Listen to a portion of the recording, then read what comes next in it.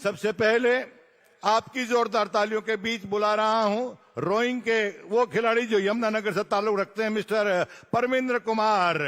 इन्होंने Asian games 2022 में कांस्य पदक जीता है और आपकी अपनी हम सबकी लोकप्रिय सरकार खेल नीति के तहत 75 लाख रुपए की राशि इनको सम्मानित रूप में दे रही है और प्रेरणा के रूप में। आपकी तालियां नहीं बज रही, आप बराबर तालियां बजाते रहिएगा। इनके पश्चात इनको 75 लाख रुपए की राशि और नौकरी का ऑफर ये दिया जा रहा है।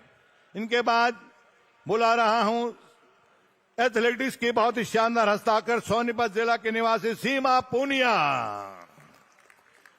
इन्होंने भी एशियन गेम्स 2022 में कांस्य पदक जीतकर हरियाणा प्रदेश भारत का नाम रोशन किया है। इनको भी 75 लाख रुपए की राशि से सम्मानित किया जा रहा है और प्रेरणा दी जा रही है। इनके पश्चात भजन कौर, आर्चरी की ये शानदार खिलाड़ी सिरसा जिले से ताल्लुक रखती हैं। इन्होंने भी एशियन गेम्स 2022 में कांस्य पदक हासिल किया। 75 लाख रुपए की राशि इनको पुरस्कार दी जा रही है। हरियाणा पुलिस में ये सब इंस्पेक्टर भी, अगर ताली नहीं बजाओगे तो ध्यान रखना। इनके पश्चात अनीश बनवाड़ा, शूटिंग के ये खिलाड़ी करनाल जिला के निवासी। इन्होंने भी एशियन गेम्स में कांस्य पदक हासिल किया है और 75 लाख रुपए की राशि इनको सम्मान स्वरूप दी जा रही है। कॉमनवेल्थ गेम्स में भी इन्होंने ये भजन कौर,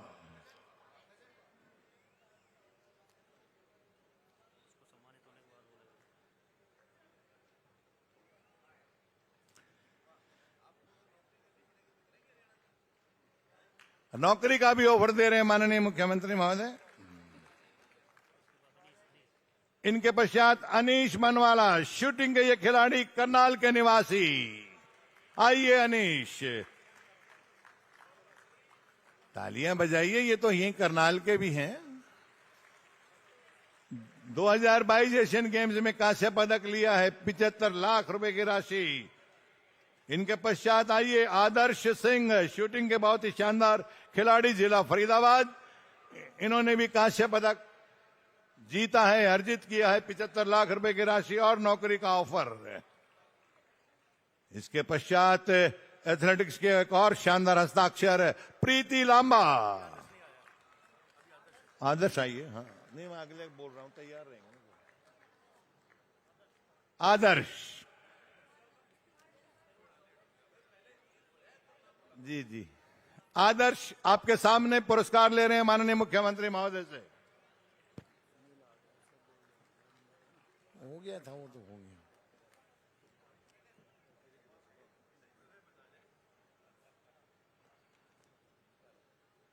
अपनों का अपनों के बीच में अपना तो देखते ही बनता है। और इसके बाद प्रीति लांबा,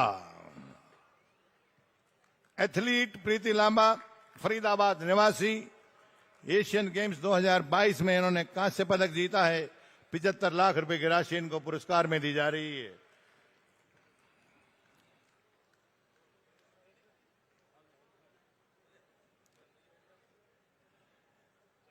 इनके पश्चात आइएगा मुक्केबाज नरेंद्र बेरवाड़, जिला हिसार के निवासी हैं। हरियाणा सरकार द्वारा इनको एशियन गेम्स 2022 में कांस्य पदक जीतने पर 75 लाख रुपए की राशि दी जा रही है।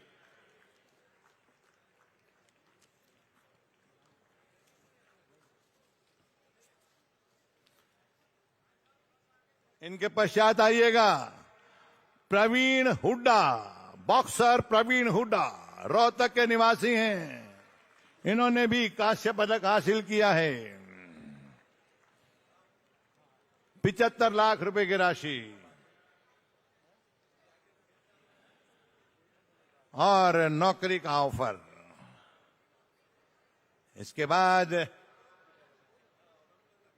आइए प्रीति पमार, बॉक्सर प्रीति पमार, भिवानी जिले की निवासी है। इन्होंने भी एशियन गेम्स 2022 में कांस्य पदक जीता और 75 लाख रुपए की राशि इनको सम्मानित स्वरूप दी जा रही है। और नौकरी का ऑफर भी है साथ में। ये सब आप बच्चों के लिए प्रेरणा की बात है। इनके पश्चात आइए किरण बिश्नोई, रेसलर किरण बिश्नोई, जिला हिसार के निवासी, कांस्य पदक एशियन गेम्स 2022 में 75 लाख रुपए की राशि। और इन सभी को नौकरी का ऑफर है जो नहीं है नौकरी में।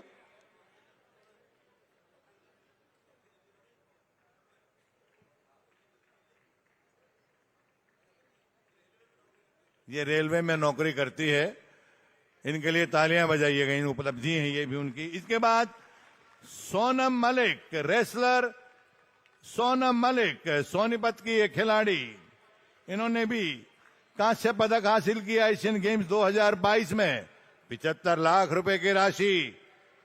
इस नन्ही प्यारी छोटी बच्ची, देखिए इनका हौसला, इनके लिए विशेष तालियां बजाएं आप।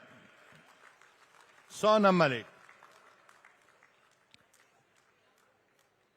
इनके पश्चात बुला रहा हूं एक और रेसलर, अमन सहरावत, जिला झज्जर के ये निवासी हैं। इन्होंने भी एशियन गेम्स में 2022 में जो अभी चाइना में हुए हैं उसमें कांस्य पदक जीता और 75 लाख रुपए की राशि इनको पुरस्कार स्वरूप और प्रोत्साहन स्वरूप दी जा रही है।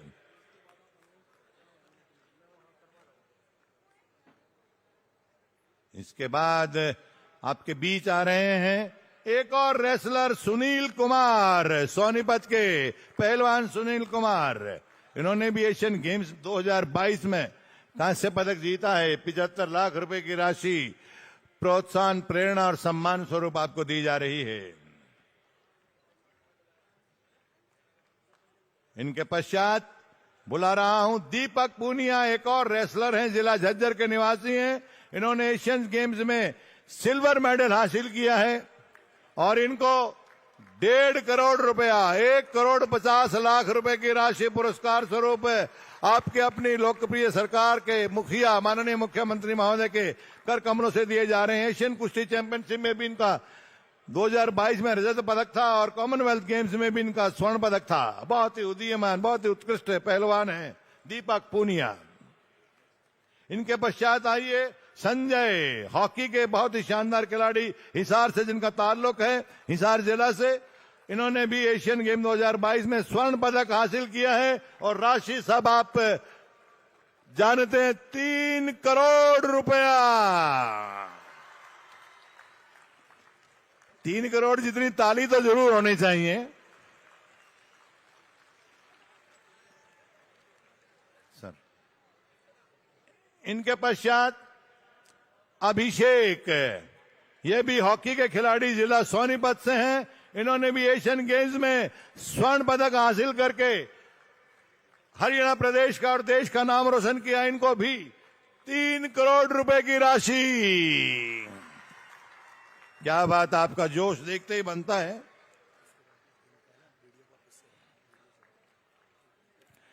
इनके पश्चात आइए अभिषेक के पश्चात रितु नेगी, कबड्डी की एक खिलाड़ी, पानीपत की निवासी हैं।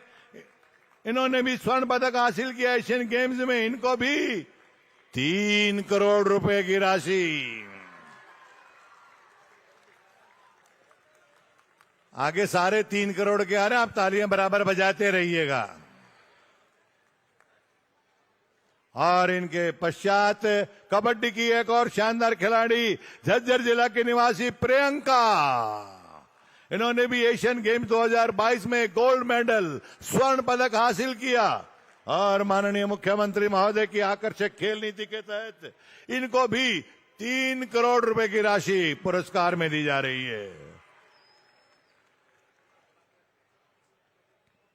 और नौकरी का ऑफर इनके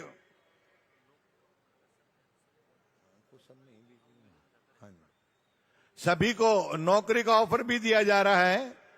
अपनी योग्यता के अनुसार, अपनी उपलब्धि के अनुसार आप नौकरी पा सकते हैं। इनके पश्चात कबड्डी की एक और खिलाड़ी पूजा काजल, जींद जिला की ये निवासी हैं। इन्होंने भी एशियन गेम 2022 में स्वर्ण पदक हासिल किया। इनको भी 3 करोड़ रुपए की राशि। सम्मान स्वरूप दी जा रही है।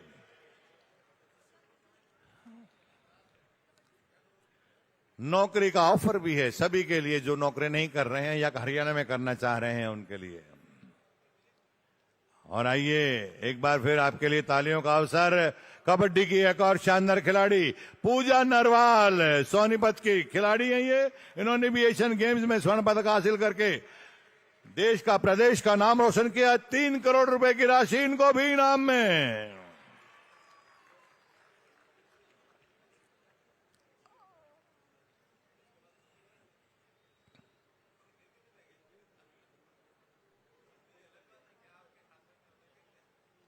और इनके पश्चात कबड्डी की एक और खिलाड़ी जिला भिवानी की नवीन कुमार, इन्होंने भी एशियन गेम्स 2022 में स्वर्ण पदक हासिल किया। इनको भी 3 करोड़ रुपए की राशि।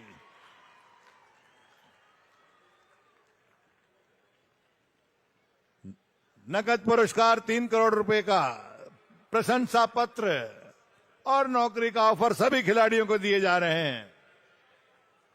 और इनके पश्चात बुला रहा हूं कबड्डी के एक और शानदार हस्ताक्षर सोनीपत जिला के मिस्टर सुरजीत कुमार। आइए, इन्होंने भी स्वर्ण पदक हासिल किया एशियन गेम्स 2022 में। इनको भी 3 करोड़ रुपए की राशि पुरस्कार स्वरूप दी जा रही है।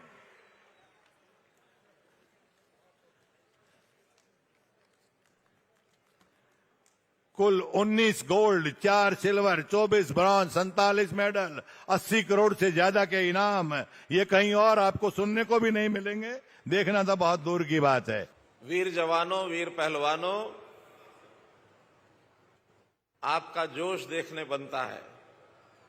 बोलो भारत माता के, भारत माता के। मैं एक शब्द बोल रहा हूं, उसको भी कितनी जोर से आप बोलेंगे मैं देखता हूं। धाकड़, धाकड़ जवान, धाकड़ किसान और फिर धाकड़ पहलवान। हमारे खिलाड़ी ये सारे ही पहलवान के रूप में धाकड़ पहलवान हैं। और ये सब धाकड़ जवान, धाकड़ किसान, धाकड़ पहलवान, तो फिर हमारा हरियाणा भी केस है। धाकड़ हरियाणा, भाई जोरदार बोलोगे तो मजा आएगा। धाकड़ हरियाणा। वैसे तो सम्मान का कार्यक्रम कहा जा रहा है, लेकिन केवल सम्मान तक सीमित नहीं, मैं इस कार्यक्रम को एक गर्व और आभार का कार्यक्रम भी कहूंगा। गर्व हमें इस बात का है कि खेलों की दुनिया में हरियाणा ने अपना एक स्थान बनाया है। हरियाणा देश में, विदेश में खेले जाने वाले खेल हों, उन सब के अंदर अपनी जो भागीदारी करके ऑन एवरेज 30 से 40% मेडल हमारा हरियाणा का जो खिलाड़ी है वो लेकर के आता है।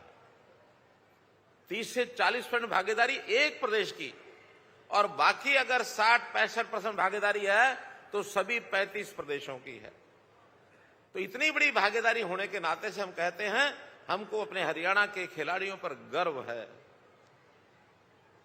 मैं आभार भी व्यक्त करूंगा ऐसे सब खिलाड़ियों का, उनके अभिभावकों का, उनके कोचेस का, जिन्होंने इनको सहयोग किया है, इनको प्रेरणा दी है ताकि अपने देश का मान सम्मान बढ़ाएं। इन्होंने प्रदेश का भी मान बढ़ाया, देश का भी मान बढ़ाया, इसलिए मैं इन सबका आभार भी प्रकट करता हूं। तो इसलिए मैं तो आपसे इतना ही निवेदन करूंगा कि हरियाणा का ये खिलाड़ी अपना खिलाड़ी जब खेल खेलता है, जब ये प्रदेश में खेल खेलता है, तो ये प्रदेश के मान को बढ़ाता है,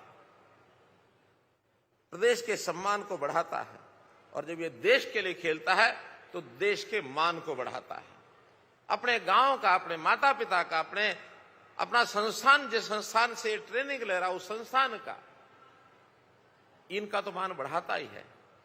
मां बाप का लाडला होता है तो मां का दुलारा ये बेटा जब बड़ा होकर के इस सीमा तक पहुंचता है, खुशियों से वो भी नाच उठती है। खेल चाहे चाइना में हो रहा हो, चाहे अमेरिका में हो रहा हो, चाहे इंग्लैंड में हो रहा हो, चाहे साउथ अफ्रीका में हो रहा हो, नजरें लगा करके टीवी के सामने सब लोग बैठे रहते हैं। और आखिरी क्षण में जब वो जीत का डंका जब बज जाता है, उस समय सारा गांव, सारा प्रदेश, सारा देश झूम उठता है। तो इसलिए मेरे भाइयों बहनों, इस अवसर पर आज जितने भी खिलाड़ी, उनकी संख्या जैसे मैंने बताया कि हमारे पार्टिसिपेंट्स 80 के आसपास हमारे पार्टिसिपेंट्स खेलों में गए हैं कुल मिलाकर के इस खेल के अंदर, और उसमें से कुल 30 मेडल, जिसके अंदर 44 खिलाड़ी मेडलिस्ट हुए, क्योंकि टीम मेडल में भी थे और इंडिविजुअल में भी थे। 44 में से आज 22 यहां उपस्थित हैं, 22 के माता पिता यहां आए हैं। मैं सभी खिलाड़ियों को बहुत बहुत बधाई और बहुत बहुत शुभकामना देता हूं। भाइयों बहनों, ये सरकार की नीतियां, जैसा अभी मंच पर बताया गया, हम लोगों ने नीतियों में कई प्रकार के ऐसे सुधार किए हैं कि खेलने के लिए कोई भी बालक बचपन से ही प्रेरणा लेकर के आगे बढ़े, युवा होने के बाद उसको पूरे अवसर मिले, और फिर उनकी सहायता करने के लिए हमारे जो पुराने खिलाड़ी हैं उसका सहयोग करें, जो जीते हुए खिलाड़ी। बचपन के अंदर खेल नर्सरियां, ये खेल नर्सरियों की हमने जो कल्पना की, बच्चों को catch them young, 1100 nursery Haryana में चल रही है, ताकि उसके अंदर छोटे बच्चे उनकी रुचि के हिसाब से, उनकी क्षमता के हिसाब से उनकी पहचान करनी चाहिए, वो फिर खिलाड़ी बढ़कर के आगे एक उत्तम खिलाड़ी बनकर के तैयार होता है। और उसके अंदर कई प्रकार के खेल होते हैं। उसी में मैं आज बात जोड़ना चाहूंगा खेलो इंडिया की। अभी अभी अपने राष्ट्रीय जो खेल मंत्री हैं, केंद्रीय खेल मंत्री अनुराग ठाकुर जी ने जो हमको बताया है कि हरियाणा में 15 खेलो इंडिया केंद्र, इनको मंजूरी दी है, और हर एक खेलो इंडिया केंद्र के ऊपर इंफ्रास्ट्रक्चर को बढ़ाने के लिए 5 लाख रुपए की जो राशि है वो भी उन्होंने दी है। 15 की परमिशन हमको मिली है, जिसमें से आज 10 का उद्घाटन हुआ है। बाकी 5 इस आने वाले वर्ष के अंदर जो करेंगे, उन 5 के भी जो 10 खोले गए हैं, उनके स्थान एक पंचकुला, कुरुक्षेत्र, यमुनानगर, कैथल, भिवानी, चरखी दादरी, रोहतक, झज्जर, फरीदाबाद और पलवल, ये 10 स्थानों के ऊपर जो केंद्र हैं उनका आज उद्घाटन हुआ है।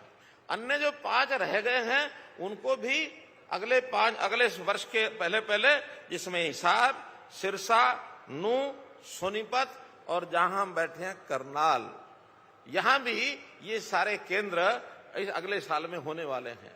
मैं आग्रह करूंगा हमारे केंद्रीय मंत्री जी से कि 7 जिले और बचते हैं, हम इसके बाद अगले 7 जिलों के जिला केंद्रों पर भी उनसे निवेदन करते हैं कि 7 केंद्र और मंजूर कर दिए जाएं, ताकि सभी 22 जिलों में हमारे जो केंद्र हैं ये खुलने चाहिए, ताकि हम बच्चों को खेलो इंडिया की इस प्रतियोगिता में भाग लेने के लिए वहां तैयार कर सकें।